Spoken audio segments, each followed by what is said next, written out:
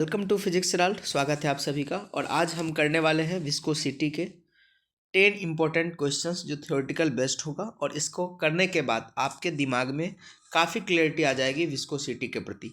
तो आइए हम स्टार्ट करते हैं बिना किसी देरी के। फर्स्ट क्वेश्चन से आप लोग भी इसका आंसर साथ साथ करेंगे। कह रहा है viscosity is the property of fluid due to which it resist change in volume.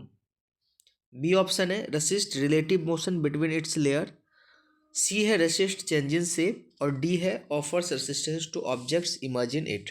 चलो आप थिंक करो और बताओ इसका क्या आंसर है। तो इसका करेक्ट आंसर होगा बी नंबर। ठीक है, विस्कोसिटी क्या है? एक रेसिस्टिव प्रॉपर्टी है जो रेसिस्ट करता है, किसके? मोशन को रेसिस्ट करता है।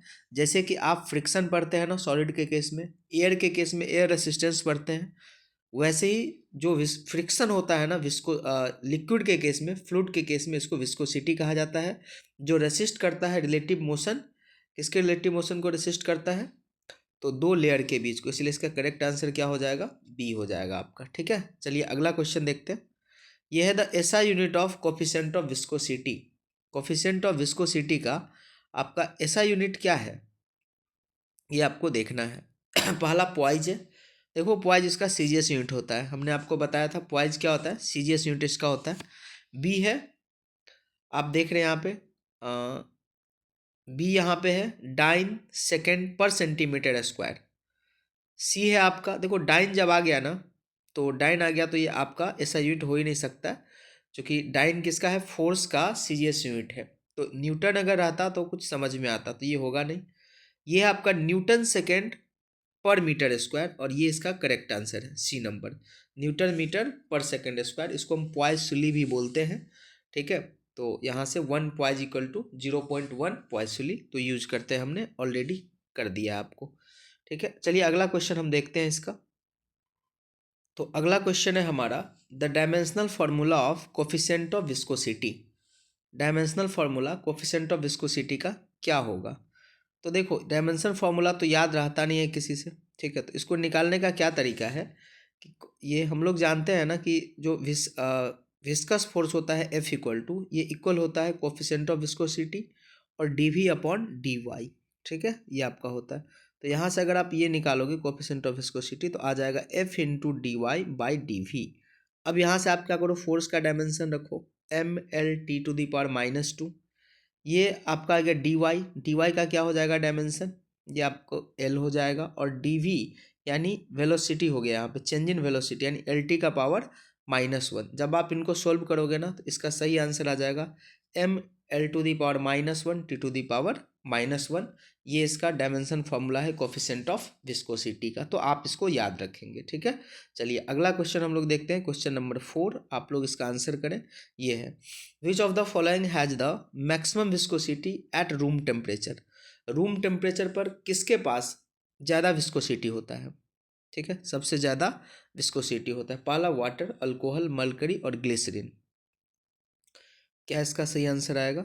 इसका सही आंसर होगा ग्लिसरीन। ठीक है, ग्लिसरीन की विस्कोसिटी सबसे ज़्यादा होती है। अब देखो इसको सोल्व करने का एक तरीका है, आपके पास कुछ कुछ डाटा तो दिया ही रहता है ना, उसको याद करो कि किसका विस्कोसिटी ज़्यादा होता है और किसका कम होता है। तो इसका करेक्ट आंसर क्या है? इसका करेक्ट आंसर आपको हो जाएगा ग्लिसरीन। क्या आ जाएगा? ये ग्लिसरीन आपका हो जाएगा। ठीक है, चलिए आगे बढ़ते हैं, हम लोग नेक्स्ट क्वेश्चन देखते हैं। तो क्वेश्चन नंबर 5 है हमारा the viscosity of liquids generally. ये लिक्विड की जो विस्कोसिटी है जनरली, इसमें से करेक्ट करना है क्या है। तो कह रहा है कि increase with increase in temperature. कह रहा है कि अगर टेम्परेचर इंक्रीज करता है तो इसकी विस्कोसिटी भी इंक्रीज करती है। ये फर्स्ट है आपका ऑप्शन। ठीक है, ये फर्स्ट है। सेकेंड है कि decrease with increase in temperature. देखो आपको ये बताना है कि टेम्परेचर के साथ साथ विस्कोसिटी में क्या असर होता है। तो क्या इसका आंसर होगा, बताओ जरा। चलो अब मैं बताता हूँ। देखो लिक्विड में जो होता है ना, इंटरमोलिकुलर फोर्स जो है कंसीडर किया जाता है। तो जब टेम्परेचर बढ़ती है ना, तो इंटरमोलिकुलर फोर्स क्या होगा? वीक पड़ेगा। और इंटरमोलिकुलर फोर्स अगर वीक पड़ता है तो इसका मतलब है कि विस्कोसिटी भी कमजोर पड़ता है। तो इंक्रीज विथ टेम्परेचर, तो आपका सही आंसर क्या हो जाएगा? बी नंबर हो जाएगा, 5 का बी नंबर। कि decrease with increase in temperature, अगर टेम्परेचर इंक्रीज करता है तो विस्कोसिटी क्या होगा? डिक्रीज करेगा। और चलो एक क्वेश्चन मैं यहाँ पे आपके लिए छोड़ रहा हूँ, गैस के केस में क्या होगा कि अगर ये लिक्विड है ना तो ये क्या होगा, टेम्परेचर इंक्रीज करेगा तो ये डिक्रीज करेगा। तो गैस के केस में आपको बताना है कि गैस में क्या होगा, टेम्परेचर इंक्रीज करेगा तो विस्कोसिटी के साथ क्या रिलेशन आएगा। ठीक है, चलो अगला क्वेश्चन हम लोग करते हैं यहाँ से, क्वेश्चन नंबर 6। अरे देखो ये क्वेश्चन आ ही गया आपके साथ। चलो इसका आंसर आपको खुद करना है और बताना है आपको कमेंट्स करके इसके साथ क्या रिलेशन होने वाला है, और साथ ही साथ ये भी बताना है कि आखिर क्यों। जैसे कि हमने आपको क्या बताया कि इसमें इंटरमोलिकुलर फोर्स को हम लोग कंसीडर में लेते हैं, तो आपको ये बताना है 6 के केस में गैस के साथ में विस्कोसिटी टेम्परेचर के साथ किस रिलेशन में होगा, और रीजन भी आप लोगों को बताना है। चलो ये क्वेश्चन मैं छोड़ रहा हूँ आप लोगों के लिए। चलो अगला क्वेश्चन हम लोग यहाँ पे देखते हैं, क्वेश्चन नंबर 7। चलो तो ये क्वेश्चन है, according to Newton's law of viscosity viscous force is proportional to. अच्छा ये फॉर्मूला आ गया ना, अभी मैंने बताया था। तो ये कह रहा है कि न्यूटन्स लॉ ऑफ विस्कोसिटी के अकॉर्डिंग आपका विस्कस फोर्स किसके प्रोपोर्शनल होता है, विस्कस फोर्स किसके प्रोपोर्शनल होते हैं। तो आपको क्या पता ये विस्कोसिटी का फॉर्मूला क्या होता है। तो आप यहाँ से देखेंगे कि विस्कोसिटी का जो फॉर्मूला है, इसको मैं थोड़ा सा साफ कर ले रहा हूँ। ठीक है, ये F इक्वल टू होता है minus eta A D V upon D Y. ठीक है, आई थिंक दैट कि एक क्वेश्चन आया था यहाँ पे 4 या 5 नंबर, तो हमने जो डायमेंशन वाली थी, ठीक है डायमेंशन वाली, तो वहाँ पे हमने एरिया को मिस कर दिया था। ठीक है, तो बच्चों आप इसको मेंशन कर लेंगे, डायमेंशन निकालते समय हमने एरिया को मिस कर दिया था, तो आप ये थोड़ा सा आप मेंशन कर लेंगे। ठीक है, ध्यान रखेंगे। चलो ये दिमाग से निकल गया। तो अब यहाँ पे ये बताना है कि ये विस्कोसिटी किसके प्रोपोर्शनल है। तो आप यहाँ पे देखेंगे ना, विस्कोसिटी एरिया के प्रोपोर्शनल है, ये करेक्ट आंसर है। कह रहा है वेलोसिटी के प्रोपोर्शनल है, वनली वेलोसिटी है ना, एरिया वनली कह रहा है। ओ एरिया वनली, ठीक है, वेलोसिटी वनली, वेलोसिटी ग्रेडियंट और स्क्वायर ऑफ वेलोसिटी ग्रेडियंट। ओ तो इसका सही आंसर क्या हो जाएगा, बताओ बताओ बताओ। इसका सही आंसर हो जाएगा सी नंबर। ठीक है ना, ये वनली वनली लगा दिया है ना, ये गलत हो गया। वेलोसिटी ग्रेडियंट के डायरेक्टली प्रोपोर्शनल है। ठीक है ठीक है, एरिया के भी है बट वनली एरिया नहीं है ना, वेलोसिटी ग्रेडियंट। और वेलोसिटी ग्रेडियंट किसको बोलते हैं, D V upon D Y को हम वेलोसिटी ग्रेडियंट के नाम से जानते हैं इसको। ठीक है, चलो आपके दिमाग में क्लियरिटी आया होगा, फॉर्मूला भी आपको याद हुआ होगा इससे। ठीक है, चलिए अगला क्वेश्चन हम लोग करते हैं, question number 8। The coefficient of viscosity depends on. अच्छा ये कोफिशिएंट ऑफ विस्कोसिटी किस पे डिपेंड करता है, 8 नंबर क्वेश्चन बताओ जरा।